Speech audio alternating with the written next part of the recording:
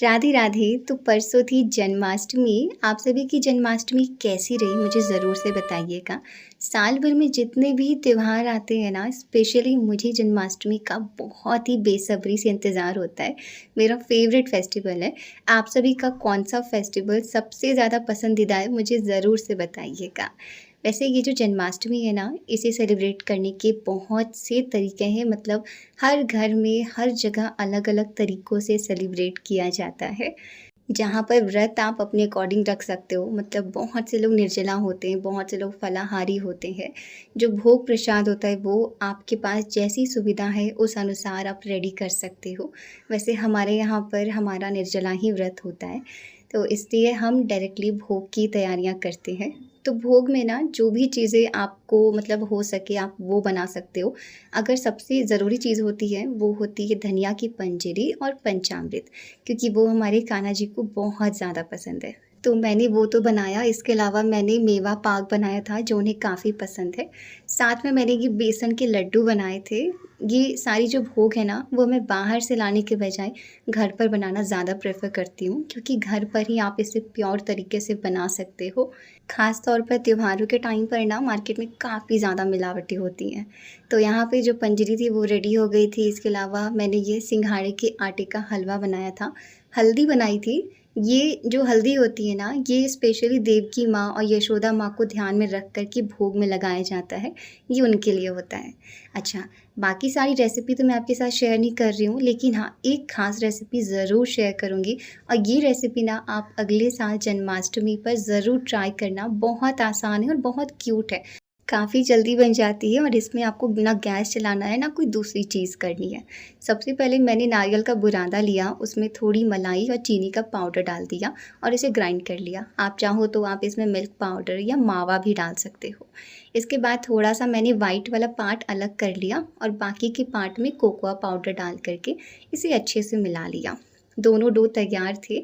White वाले dough के मैंने बॉल्स बना लिए हैं छोटे-छोटे, और इधर जो ये ब्राउन वाला पार्ट है ना, इससे भी एक बड़ा-सा बॉल बनाएँगे और जैसे हम कोई स्टफ़ पराठा बनाते हैं, उस तरीके से इसके बीच में गड्ढा करके वाइट वाला पार्ट इसके अंदर डाल देंगे और इसे बढ़िया से अंदर दबाते हुए इसे बंद करके गोल बना लेंगे। इसके बाद ऊपर वाले पार्ट में आप थोड़ा-सा प्रेस करके ना उसे इस तरीके से मटकी का रूप दे दीजिए। मतलब ये छोटी-सी मटकी या घड़ा जैसा दिखने लगेगा और ये बहुत ही क्यूट सा दिख रहा था। इसके बाद फिर क्या करेंगे ना कि जो वाइट वाले बॉल बनाए थे ना, उसे इसके ऊपर रख दीजिए। तो ये ऐसा लगेगा जैसे माखन की मटकी है। थोड़ी सी आप साइड में भी लगा सकते हो ताकि ऐसा लगे कि ये माखन गिर रहा है, उस तरीके की मटकी। बहुत ही प्यारी लगती है और जन्माष्टमी के लिए तो बहुत आसान रेसिपी है। तो काफ़ी आराम-आराम से बिल्कुल सही टाइम पे सारी भोग तैयार हो गया। मैंने सारी भोग की थाली भी सजा कर के और तैयार कर ली थी। एक में सारी मिठाई, एक में सारे फल और जो साइड के जितने भी भोग थे वो मैंने इसमें रख लिया। जिसमें पंजरी थी, पंचामृत थी, पचमेवा था, तीखुर था, साथ में सिंघाड़े का आटा का हलवा था और जो छोटी-मोटी चीज़ें थी वो सब इसमें रख दिया था। साथ में जल था और हाँ, इस बार स्पेशली ना केक भी बनाया गया था जिसमें कुछ भी वैसी चीज़ें नहीं थी। मतलब वो सारी चीज़ें थी जो हम भोग में लगा सकते हैं। उसके ऊपर ड्राई फ्रूट वगैरह डाल दिए और ये हमारा क्यूट सा केक भी तैयार था। सारे भोग रख दिए और 12 बजने से पहले सारी तैयारियाँ भी कंप्लीट हो गई। डेकोरेशन इस बार कुछ इस तरीके से था। स्पेशल में ना इस बार इनके लिए ये छोटे-छोटे खिलौने थे जिसमें घोड़ा था, हाथी था, मतलब बहुत ही प्यारा-सा दिख रहा था।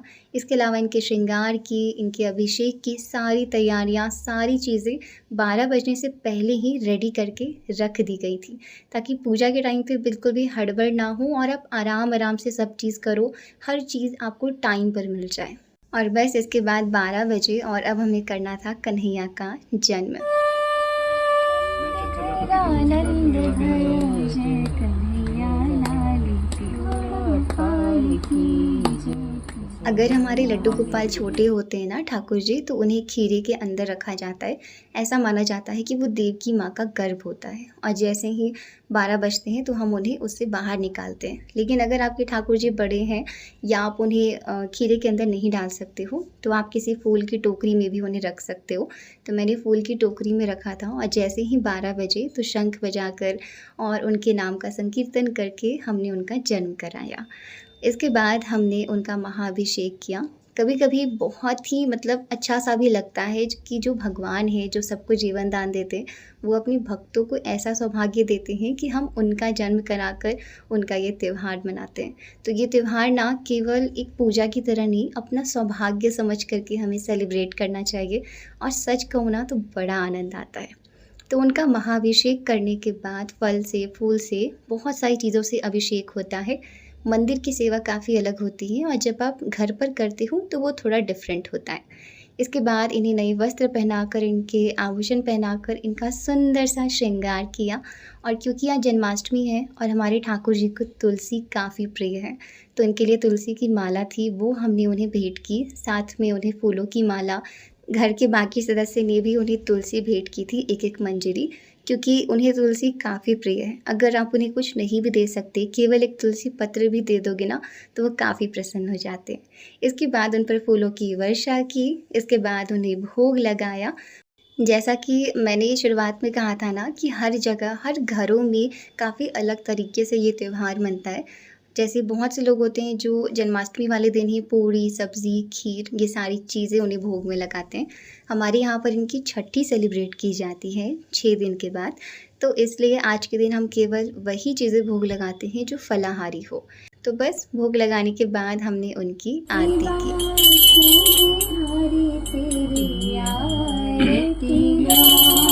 और आरती कंप्लीट हो जाने के बाद हम सभी ने उन्हें एक-एक करके झूला झुलाया और इस तरीके से हमारी जन्माष्टमी बहुत, बहुत, बहुत अच्छे से सेलिब्रेट हुई, बहुत ही आनंद आया। और किस तरीके से समय निकल जाता है ना, पता ही नहीं चलता। मतलब दिन भर से वेट होता है कब 12 बजेंगे और 12 बजने के बाद ये सारी चीज़ें बस होती जाती हैं। तो बस इसके बाद हम सब ने प्रसाद ग्रहण करके और सोने का मन तो मेरा नहीं कर रहा था क्योंकि काफ़ी देर हो गई थी। तो ऐसा लग रहा था कि बस जगे ही रहो, थोड़ा बैठो आराम से आनंद करें। आप सभी जन्माष्टमी कैसे सेलिब्रेट करते हो मुझे ज़रूर से बताना। और मैंने ठाकुर जी की नज़र उतार दी ताकि उन्हें किसी की भी नज़र ना लगे। और बस हमारा ये जन्माष्टमी त्यौहार काफ़ी अच्छे से सेलिब्रेट हुआ। और आज का ये व्लॉग आपको कैसा लगा मुझे ज़रूर से बताइएगा। बाकी मिलूँगी आपसे अगले वीडियो में, तब तक के लिए thank you so much. Radhe Radhe.